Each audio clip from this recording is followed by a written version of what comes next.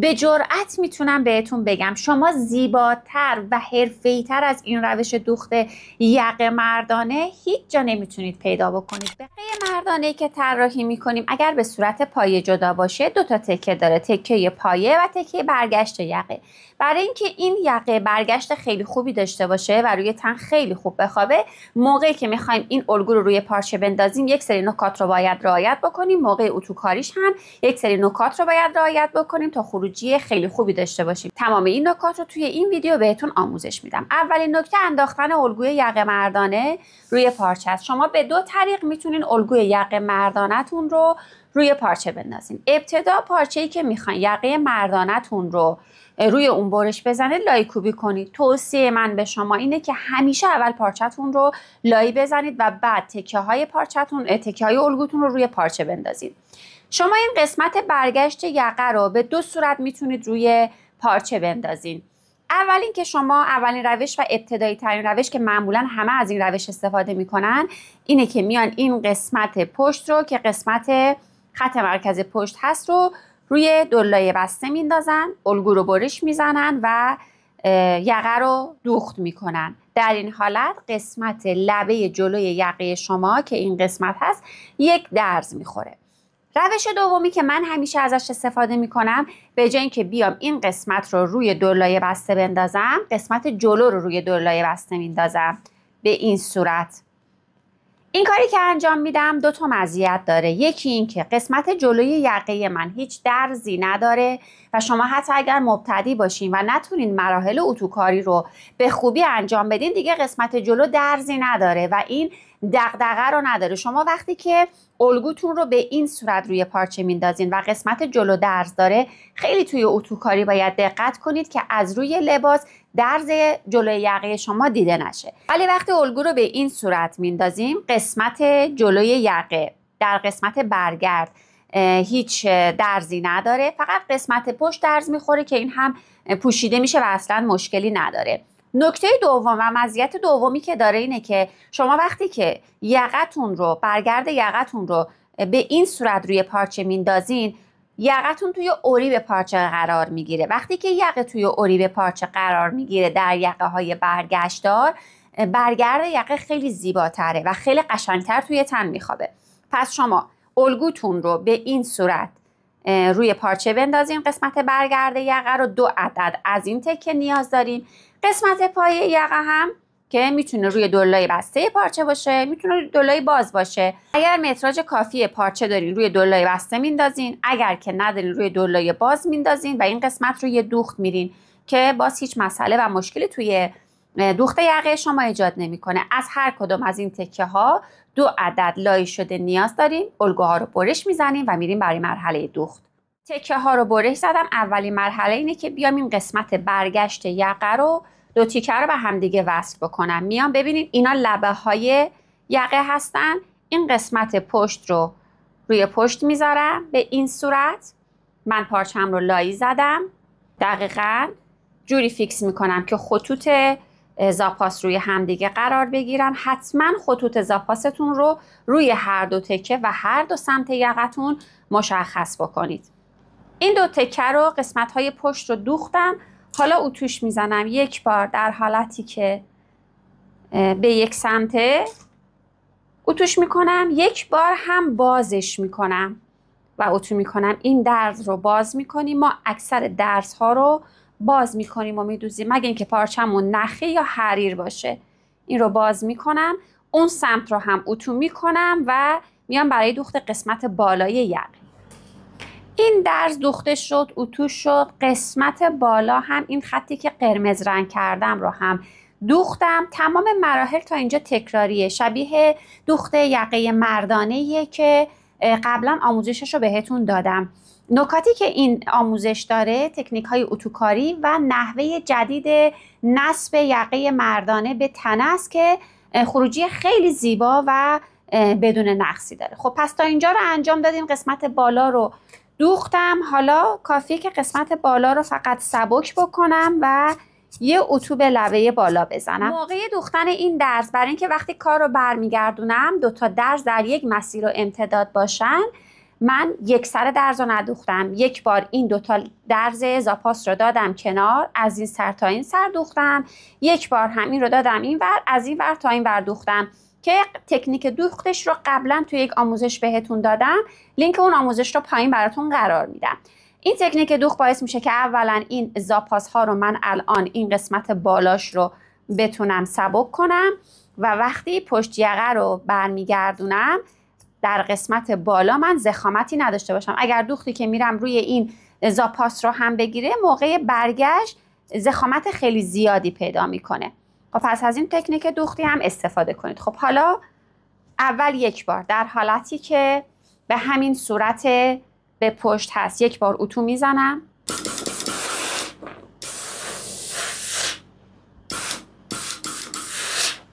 حالا به رو برمیگردونم. تیزی دو سمت رو ببینید، خیلی قشنگ و تمیز. از این تکنیک که استفاده کنیم این قسمت درز نداره، قسمت جلوی یقمون هم تیزی خیلی قشنگی داره. خب حالا باید این پشت یقه رو من اتو بزنم. برای اتو کردنش شما با کمک انگشتای دستتون این درزی که اینجا داریم رو، این درز باید دقیقاً وسط قرار بگیره، نه به سمت پشت متمایل بشه نه به سمت جلو، چون من اینجا دیگه دوخته نیش نمیتونم بزنم. پس با کمک انگشتای دستم این رو فیکس میکنم روی میز، با فاصله سوزن میزنم رو میز اتوم و یه اتو میزنم.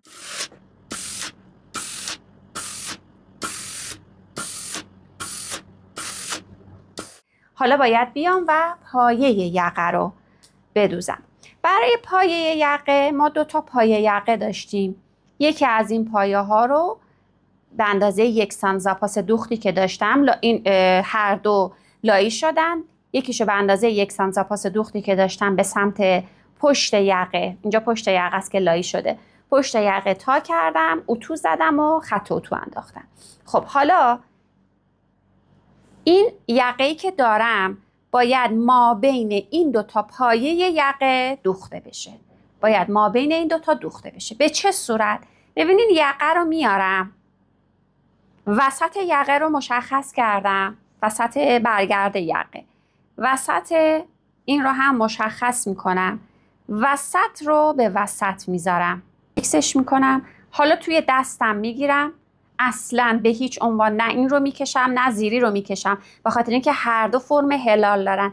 توی دستم میگیرم، سوزن میزنم، دور تا دورش رو میذارم و سوزن میزنم. تکه دوم رو میارم و الان ببینین اینجا رو بود، روی پارچه بود، این پشته که من زاپاس دوختار رو مشخص کردم، اینجا هم روه و اینم که کلا روی یقه است. به این صورت روی همدیگه میذارم. الان از هر دو طرف که نگاه کنم، از این سمت لایک سمت من روبروی منه، از این سمت هم سمت لای روبروی منه. دوباره وسط این قسمت رو پیدا میکنم، وسط به وسط میذارم. الان شد 3 تا لایه. دوباره توی دستم میگیرم، این سوزنای زیری رو در میارم دونه دونه و این 3 تا رو با هم دیگه فیکس میکنم. خب حواستون باشه یقه رو موقعی که دارین سوزنای زیری رو در میارین جابجا نکنید. دور تا دورش رو فیکس میکنم و بعد شروع میکنم از این قسمت پایین این 1 سانت زاپاس دوخت رو باز میکنم.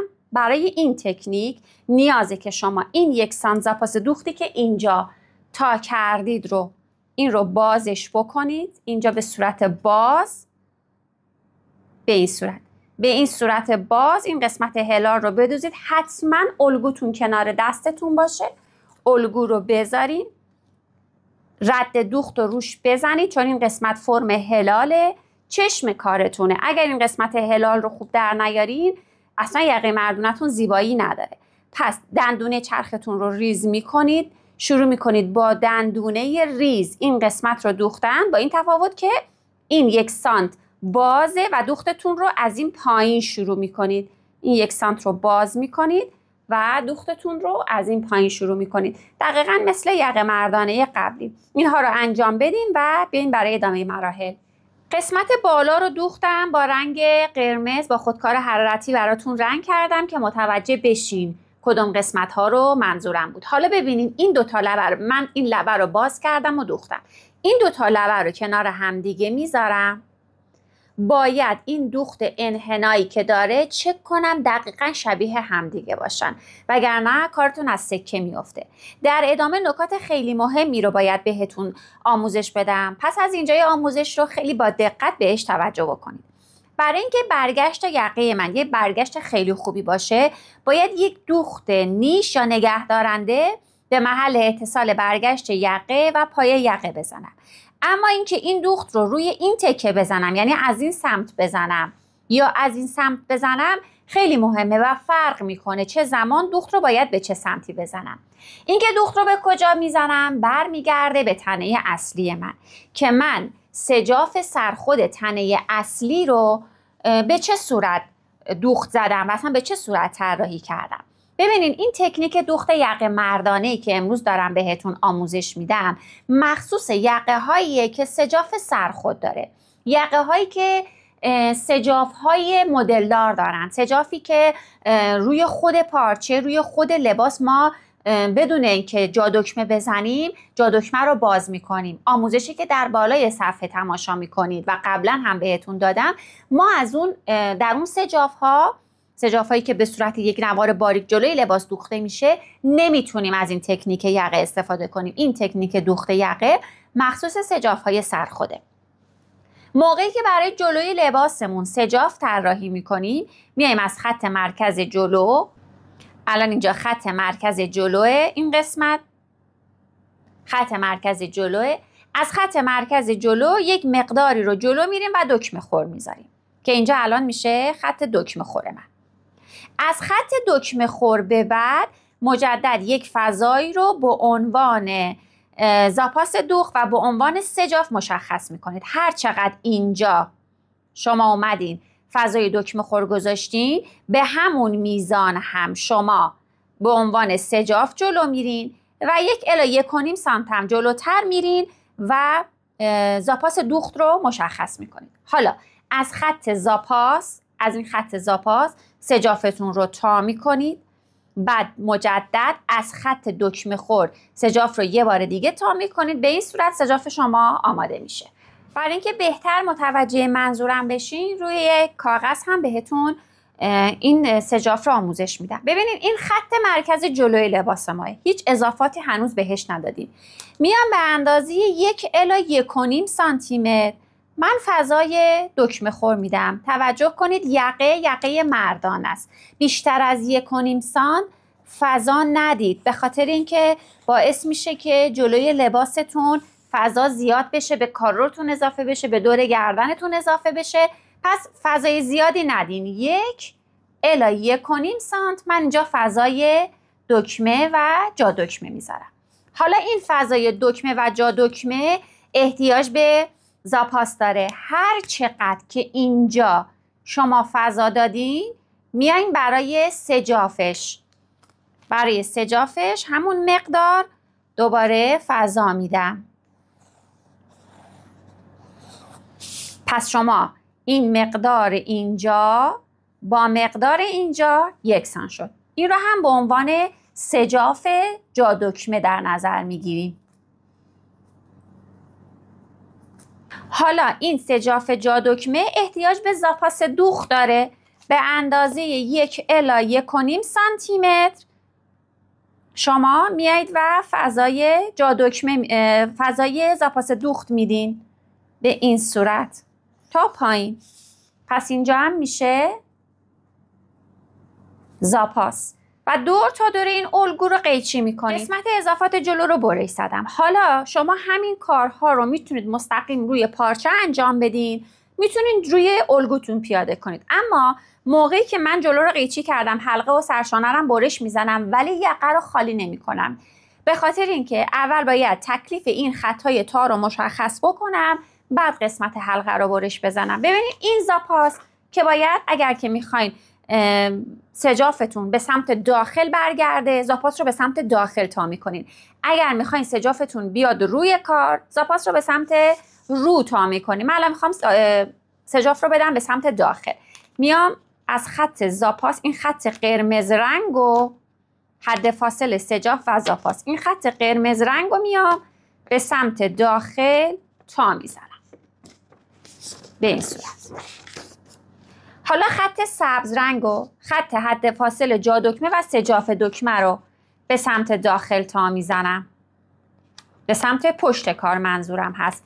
اگر که میخواید سجاف بیاد روی کار به سمت رو تاتون رو برعکس میزنید. الان این قسمت فضای دکمه و جا دکمتونه که اضافه شده. قسمت های سجاف و زاپاس هم که به سمت داخل برگشته. حالا قسمت یقه رو طراحیشو کامل میکنم و الان دور یقم رو خالی میکنم. خب حالا دلیلش هم بهتون میگم در ادامه. دور یقه رو خالی میکنم. ببینین وقتی کار رو برمیگردونیم این قسمت رو نگاه کنین، زاویه داره. همین زاویه اگر شما این کار رو نمی کردید میمدین این یقه رو ادامه میدادین، برش میزدین، ببینین فرض کنین که این یقه در حالت اول بدون اینکه تا بزنم میمدم این یقه رو طراحی میکردم، برش میزدم، بعد سجاف ها رو تا میکردم، شما اینقدر بالا فضا کم می آوردین. بعد برای اینکه این رو هماهنگ کنین میکشید بالا سجافتون رو، سجافتون زاویه دار میسته، سجافتون کج میسته. شما لباس رو میدوزین، تمام نکاتش رو رعایت کردین، همین نکته رو رعایت نکردین، وقتی لباس رو دوختین میبینین جلوی لباستون بالا پایین میشه. این به خاطر همین مقدار کمه. پس به همین ترتیب سجافتون رو آماده میکنین روی تنه اصلیتون و میایین برای نصب یقه به تنه اصلی. توی این تکنیک دوخت یقه مردانه شما سجاف رو به هر سمتی که برگردوندین، مثلا اگر به سمت داخل برگردوندین، دوخت یقه‌تون رو بعد از سمت رو شروع کنید، برعکسشه. اگر سجاف رو از به سمت رو دادین، دوخت یقه رو از سمت داخل شروع میکنید. ببینید یقه ما 2 تا سمت داره. همیشه اون سمتی که اول دوخته میشه خط اتو نداره. ببینید ما این 2 سمت رو، یه سمتش رو پایه های یقه رو، یه دونه از این پایه های یقه رو 1 سانتش رو تا کردیم به سمت داخل کار، اتو زدیم. یک سمت دیگهش اتو نداره، خط اتو نداره. این سمتی که خط اتو نداره اون سمتی همیشه که اول دوخته میشه. حالا سجاف من رفته به سمت داخل، باید از روی کار شروع کنم به سمت دوختن. یعنی این قسمتی که تا نداره میاد سمت روی کار دوخته میشه، این قسمتی که تا داره میره به سمت داخل کار دوخته میشه. حالا برای این تکه من گفتم بعد یه دوخت نیش بزنیم. فرق میکنه که به این سمت بزنیم یا به این سمت بزنیم.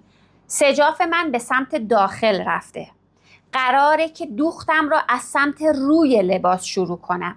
گفتیم این تکه‌ای که برگشت تا نشده اول دوخته میشه، پس این تکه‌ای که تا نداره روی کار منه و روی کار من تو چشمه. من نمیتونم دوخت نیش این قسمت بزنم، پس دوخت نیشم رو این قسمت میزنم، روی این تکه میزنم. ببینید تمام این نکات رو، تمام این ماجراها رو طی کردیم تا برسیم به این نکته که مهمه دوخت نیش اینجا باشه یا اینجا باشه. حالا اگر شما سجافتون به سمت روی کار بود، باید دوختتون از سمت داخل شروع میکردین. از سمت داخل که شروع میکردین میشد این دوخت، این تکه، چون گفتیم اولین تکه همیشه اون تکه‌ای دوخته میشه که تا نداره. پس این قسمت اول دوخته میشد و چون داخل کار بود دوخت نیشتون رو بعد روی همین تکه میزدید. حالا من چون باید این تکه رو به سمت روی لباسم بدوزم، دوخت نیشم رو روی این تکه میزنم. دوخت نیش رو به چه صورت میزنم؟ پس روی این تکه شد، این رو به این صورت باز میکنم، زاپاس دوخت رو میرم به سمت همین تکه‌ای که برگشت تا شده، به این صورت یک دوخت نیش روی زاپاس دوختم میزنم. ببینید زاپاس دوخت به سمت این تکه است، یک دوخت نیش به فاصله 1 میلیمتر از این درز دوخت اینجا من یه دوخت نیش میزنم و برمیگردم. ببینید دوخت نیش این درز بود که من سبز رنگش کردم، زاپاس رو دادم به سمت این تکه‌ای که تا شده و روی زاپاس، روی پایه به فاصله 1 یا الی 2 میل این دوخت قرمز رنگ رو زدم. به این میگن دوخت نیش. بعضی از دوستان پرسیده بودن دوخت نیش یعنی چی؟ به این میگن دوخت نیش. خب حالا دیگه بریم سراغ مراحل اتوکاری.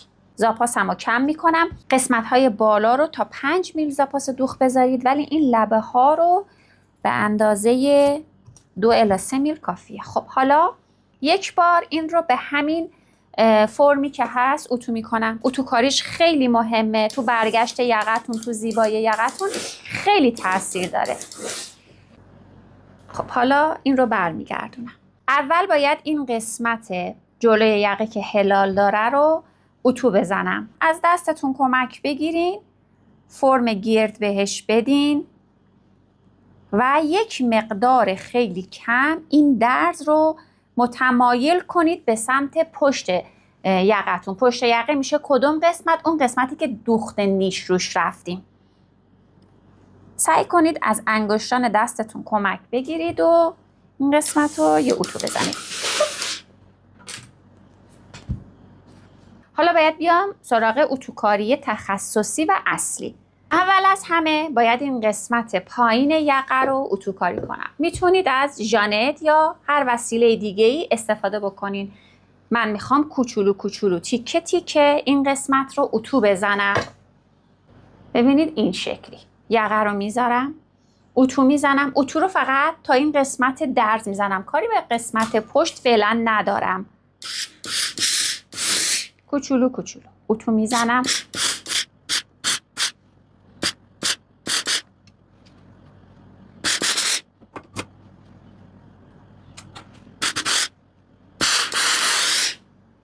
پس ببینین اتو رو به قسمت برگرد یقه نذاشتم، کاری بهش نداشتم فعلا. خب مرحله بعدی، ببینین الان این قسمت که هنوز رو حواس و فیکس نشده، ثابت نشده. ببینین یقه من که به این شکلی نیست، که یقه من این فرمیه. پس به این فرم میذارمش و اتو میزنم. از این سمتم ما اینجا رو باز گذاشتیم. یه کوچولو این قسمت رو تا جایی که جا داره میتونید این قسمت رو تو بزنید. رو قشنگ مرتبش بکنید. از قسمت پشت کارم یه اتو بزنید. خب حالا باید برگشت یقه رو اتو کنیم. به چه صورت باید اتو کنم؟ این برگشت باید برگرده به سمت عقب. الان گفتیم که این قسمتی که دوخت نیش داره برای ما سمت عقبه. جوری برش میگردونم که به اندازه نیم سانت، به اندازه 5 میل این یقه فعلا سمت رو باشه. پس ببینید به اندازه نیم سانت سمت روه. به این صورت میذارم به فرم یقه. ببینید این قسمت نیم سانت از یقه به سمت رو قرار داره. این رو اتو میزنم. همینجور که دارم میرم به سمت مرکز یقه این نیم سانت دیگه نباشه. دیگه نیم سانت رو نمیخوام که به سمت رو باشه. رو همین درز اتو میکنم که دیگه فقط درز دیده بشه. ببینید اینجا نیم سانت به سمت روه، داره به مرکز یقه نزدیک میشه. دیگه شما از رو چیزی از یقه رو نمیبینید. این سمت هم به همین صورت دوباره نیم سانت از یقه رو میدید به هر چقدر اینجا بود. نیم سانت بود، 3 میل بود، نیم سانت دیگه خوبه. نیم سانت میدید به سمت رو، یعنی الان اینجایی که روی یقتون هست رو شما ببینید. نیم سانت از پشت یقه رو ببینید و اتو بزنید.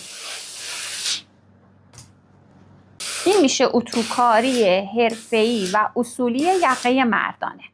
حالا ببینید وقتی این دوتا رو میرن داخل هم دیگه،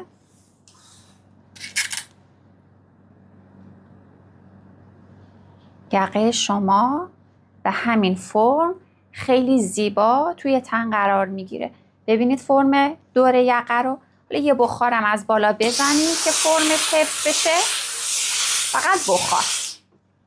دیگه اینو بذارین حرارتش گرفته بشه و بعد بریم نصبش کنیم به تنه.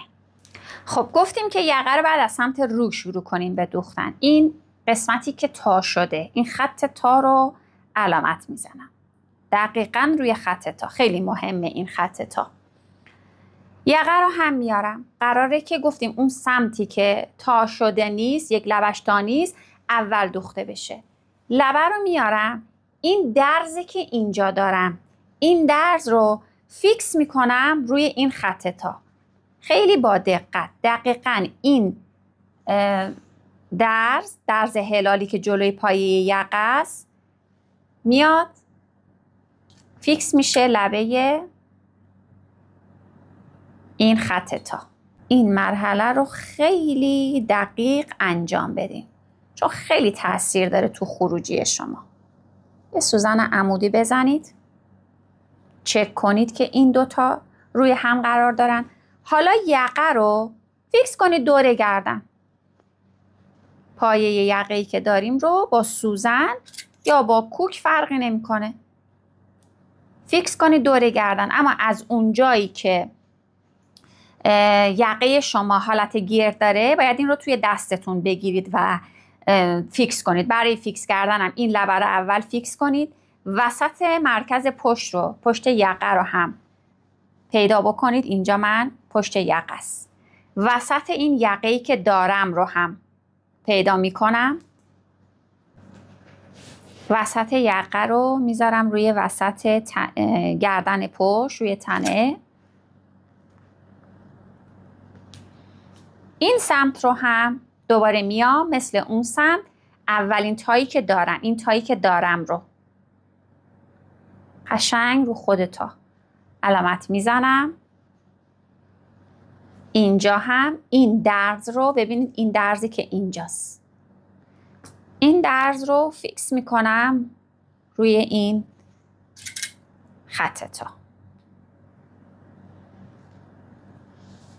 دوباره چک میکنم که اینا دقیقاً روی هم دیگه باشه. حالا یقه رو توی دستم میگیرم به فرم یقه و گردن میام و این یقه رو دور تا دوره یقه لباسم فیکس میکنم. خب اینو که فیکس کردم حالا میام سراغ قسمت جلو. ببینید این تا رو، این قسمت رو ببینید چه شکلی شده. من این لبه رو فیکس کردم قسمت جلو. این تا رو هم باز میکنم بیارم رو قسمت یقه. ببینید به این صورت. نگاه کنید یه بار دیگه. این مگه به این صورت من این رو فیکس نکرده بودم به این قسمت جلو. حالا این تا رو باز میکنم، فیکس میکنم روی یقه. اما ما دو تا داشتیم، یه دونه تای اولیه، یه دونه هم این تای دومیه. این تای دوم رو باز نمیکنم به این صورت. ببینید به این صورت این رو باز کردم و دور قسمت یقه اومدم و فیکسش کردم. این سمت هم همینطور. ببینید این الان به خاطر اینکه من این درز رو فیکس کردم روی این قسمت، این برمیگرده. این برمیگرده. این تای آخری رو کاری بهش ندارم و این رو فیکس میکنم. حالا میرم پای چرخ به اندازه زاپاس دوختی که داشتم شروع میکنم به دوختن. ببینید یقه رو از سمت داخل، ببینید از سمت داخل میذارم زیر یقه. این تایی که اینجاست رو حواستون باشه که باز نشه. میذارم اینجا به اندازه زاپاس دوختم. یقه رو به تنه میدوزم.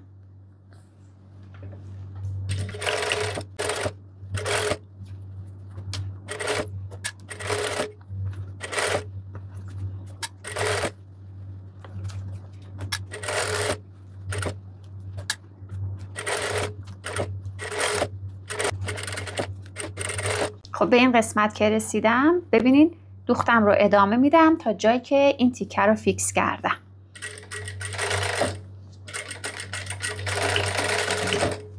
ببینید به چه صورت دوخت شد. دور تا دور یقه دوخت شد. این لبه هم به سمت، ببینید به چه صورته، این لبه هم به سمت برعکسش دوخت شد. حالا وقتی من یقه رو برگردونم ببینید چه اتفاقی میفته. اینجا رو این دوتا دقیقاً توی یک راستا و مسیر هستن. هیچ پله‌ای، هیچ بیرون زدگی وجود نداره. هدف از این همه کار و این تکنیک این بود که به اینجا برسیم.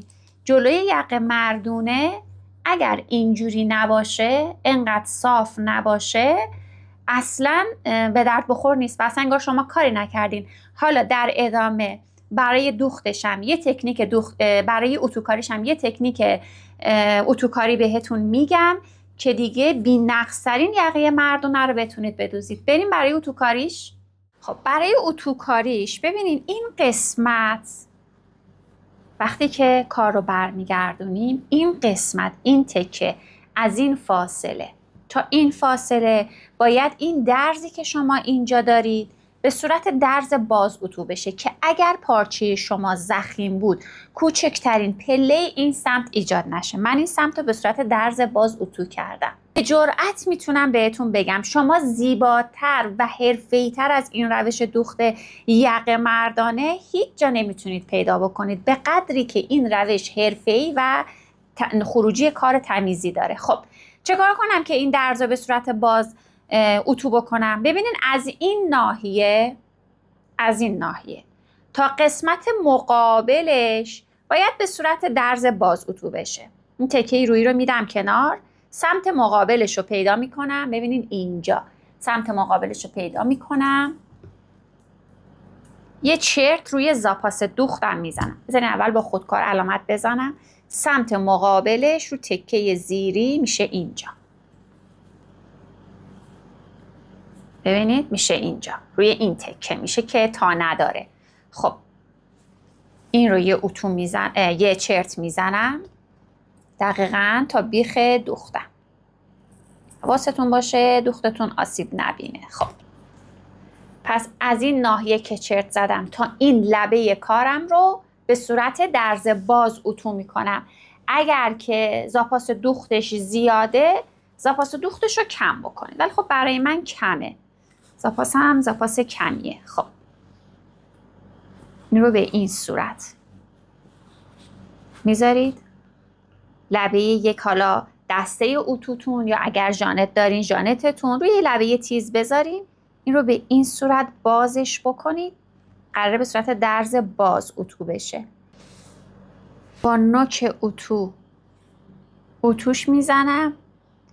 این ریزه‌کاری، این ظریف‌کاری باعث میشه که کار شما سکه دار بشه. همینجوری دوختن و رفتن رو خب هر کسی میتونه انجام بده. حالا درز به صورت باز اتو شد، لبه یقه رو یه اتو دیگه میزنم. حواسم به برگشت یقه باشه که خراب نشه. میتونید به این صورت بذارینش روی سطح میزتون، یه اتو بزنید. ببینید بعد از اتو کاری به قدری این یقه تمیز و زیباست که من خودم دلم میخواد همه یقه هم یقه مردانه باشه. خب این لبه برای اینکه بیرون نزنه، این زاپاس دوخت رو از جایی که چرت زدیم میتونید یه مقدار به صورت هفتی این رو کمش کنید که دیگه از توی ظاهر کارتون هم بیرون نزنه. این هم همینطور. خب حالا یقه رو اینجا رو من چرت زده بودم میدم به سمت داخل، باید زاپاس ها بره به سمت داخل. میدم به سمت داخل، این قسمت رو میخوابونم روی کارم. اتو داشته، خط اتو رو انداختم از قبل. همین کمکم میکنه که خیلی راحت برگرده به سمت روی کار. ببینید این شکلی رو با سوزن فیکس میکنم. خب برای اینکه فیکسش، موقعی که میخواین فیکسش کنین، اگر که بارای اولتون هست که این یقه رو میدوزین، چون این قسمت بالا روی اوریب قرار داره ممکنه کش بیارین. برای اینکه کش نیارین، این لبه رو که فیکس کردین، این لبه رو هم، این قسمت وسط رو هم به وسط فیکس بکنید. زاپاس رو بدید به داخل، اینو بیارین اینجا، وسط رو به وسط فیکس بکنید. اینجا هم این زاپاس رو بدید به سمت داخل، به این صورت این رو فیکس کنید قشنگ از روی خط تا. بعد سایر قسمت ها رو سوزن بزنید. سعی کنید سوزنای عمودی بزنید به این صورت. حالا بعد دلیلش رو موقع دوختن بهتون میگم. خب خب فیکسش کردم، بریم برای دوختش. خب ببینین چه جوری میدوزم. بعد از این ابتدا دوخت رو شروع کنم، ولی برای اینکه یک دوخت بی نهایت تمیزی داشته باشم میام سوزن رو به جایی که اینجا بذارم میارم اینجا میذارم، حدود 2-3 سانتی متر میارم جلوتر. خب دوخت رو از کجا شروع کنم؟ حواستون باشه شما روی کارتون اینجاست، پس باید از روی کار، من حالا سوزن ها رو بعداً برعکس میکنم، از روی کار شما باید بدوزین، چون دوخت تمیزتون باید رو باشه، مشخص باشه، ولی حواستون باشه میدوزین لبه زیری رو هم درگیر بکنین. این برای موقعی که شما اومدین دوخت اولیتون رو از سمت رو انجام دادین. اگه دوخت اولیتون رو از سمت پشت انجام میدادین دیگه خب راحت میتونستین این قسمت رو تا بزنین و بدوزین. در هر حال به جایی که سوزن رو بذارم اینجا، بذارم ابتدا، 2-3 سانت میام جلوتر، سوزن رو میذارم، یه دوخت 2-3 سانت میام جلوتر، سوزن رو میکارم توی پارچه، حالا برش میگردونم، سوزن رو برگردوندم، کار رو برگردوندم، حالا دوخت میزنم. حواسم باشه بخیه آخرم رو اگر دیدم نیازه درجه دوختم رو کم میکنم. حالا برش میگردونم، رو همون دوخت قبلیم یه دوخت میرم دیگه، دوخت محکم کننده و نگه دارندش هم دیگه میشه اینجا. فقط از زیر کنترل کنین که قسمت زیریتون رو دوخت بزنید.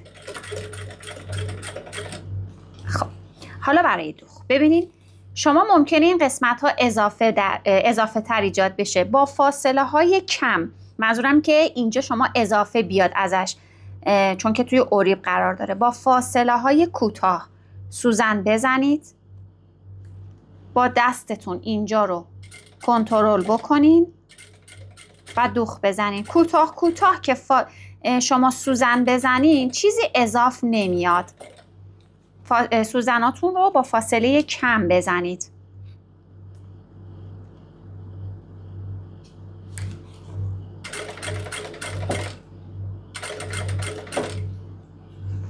الان ببینید اینجا یه خورده حالت بقی داره، من اینو باید هضمش کنم توی خود یقه بدون اینکه یقه رو بکشم. اگر بکشم خب میتونم بدوزم، نباید بکشم که یقه من بد فرم بشه. یه سوزن میزنم اینجا با دستم، این اضافه و بقی رو حل میکنم تو خود یقه.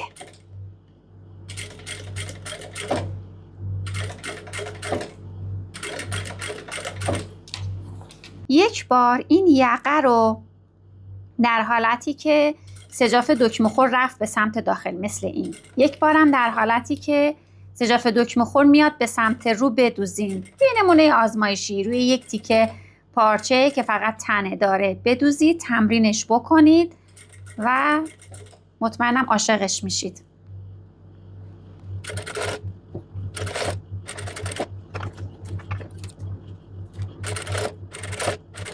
خب به اینجا که رسیدیم یه پایه میرم جلو، یه دونه برمیگردم و دوختم و محکم میکنم. ببینید هم روی کار یه دوخت ظریف و نیش زده شد، هم پشت کار حواسم بود که دوخته بشه و درگیر بشه. خب حالا دیگه شما میتونید این قسمت لبه بیرونی رو ببینید باز بود دیگه، این قسمت لبه بیرونی رو دوخت نیش بزنید، یعنی یه دوخت کوچیک بزنید، دوختی که 1 میل از لبه اصلی سجافتون فاصله داره. انتهای کار که رسیدین حواستون باشه یه بخیه برین جلو که دوختتون نیاد تو قسمت بالایی، اینجا دیگه 0 بشه، این لبه دیگه 0 بشه. دوختم محکم میکنم، اون سمت رو هم میدوزم و دیگه یقه مردانه خیلی شیک و تمیز دوخته شد. ببینید نتیجه کار رو چقدر این یقه مردانه زیبا، حرفه‌ای و تمیز و بدون نقص دوخته شده. شما تمام این تکنیک ها رو وقتی به کار ببرین، یقه مردونه شما یک یقه مردونه زیبا و بدون نقصه. اما تکمیل کننده کار شما یک الگوی یقه مردانه درست و اصولیه.